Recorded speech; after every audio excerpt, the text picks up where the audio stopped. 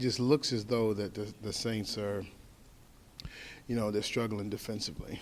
I don't. I look at Drew Brees. I see he's still effective.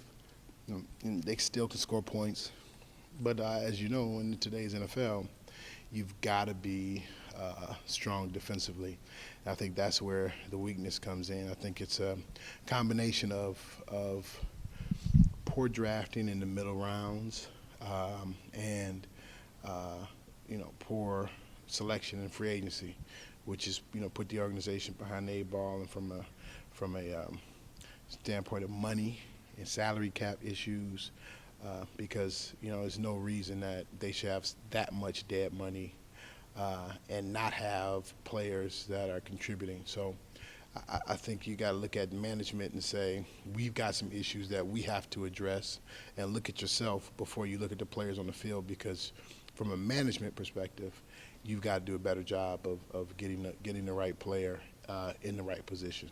I think it's a multiple year fix. I mean, the problem is, because they are strapped from financially, from a cap standpoint, they're going to have little room to be able to make huge adjustments. They may be able to bring it one player here, one player there, but when you look at that defense, it needs a wholesale change. And obviously your first round pick Rankins, you get him back, that helps, but you still have multiple areas of need, and unfortunately it doesn't happen overnight. The problem is, whenever you have to have a shootout and you have to score more points than the other team to win, it puts tremendous pressure on your quarterback, because now every series could win or lose the game, and we're talking about the second series in the first half, and that could be the difference in whether you win or lose. If you don't get any points in that drive, then you may lose the game, and that's too much pressure to put on an offense and a quarterback